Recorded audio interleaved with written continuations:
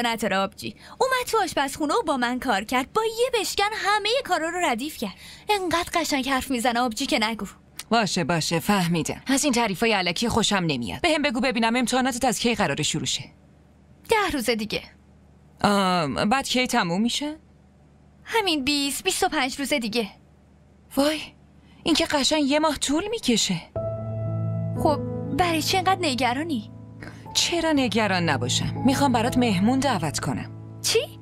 این چه مهمونیه که به امتحانای من ربط داره؟ یعنی همش میخوای امتحان بدی؟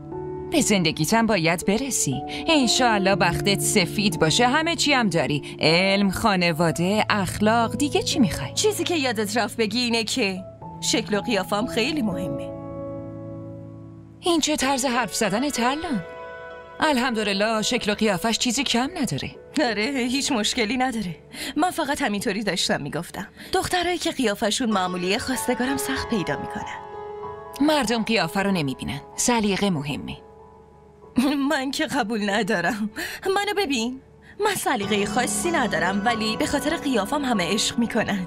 آره همین. عقل داداش منم برای همین از سرش پریده دیگه. هر چی میخوای بگی بگو. قیافم موقتی زن داداش. اوهو، پس بالاخره تشریف آوردین. من اصلا نفهمیدم. مشکلت همینه، هیچی رو نمیفهمیم. ما هم کم نور میشه ولی باز دوباره با کلی نور میاد بیرون. یعنی شما خودتو با ماه مقایسه میکنی؟ اگه داداشت اینو بشنوه چی ها؟ همونطوری که خیلی از حرفای شما رو میشنوه و هیچی نمیگه، به منم هیچی نمیگه. همینطوره دیگه.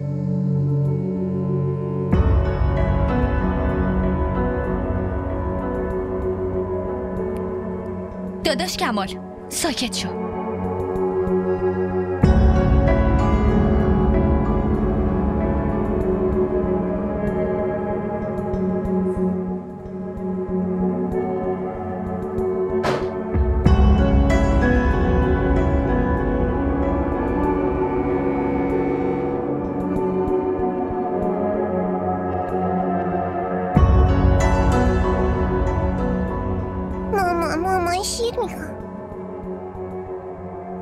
مامان شیر میخوام. مامان شیر.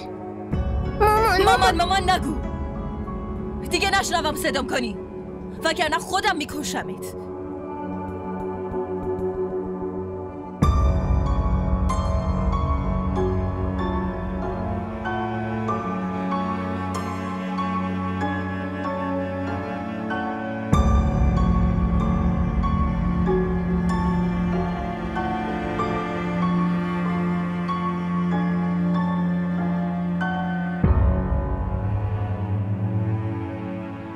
چی شده مسعود؟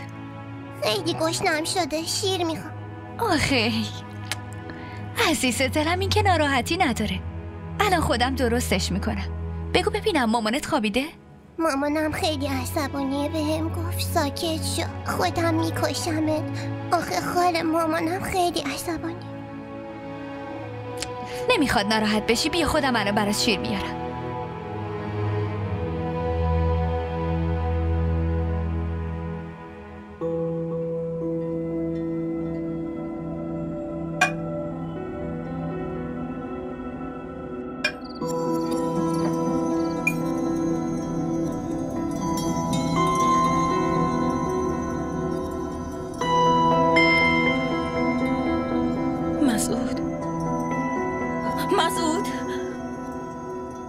مسعود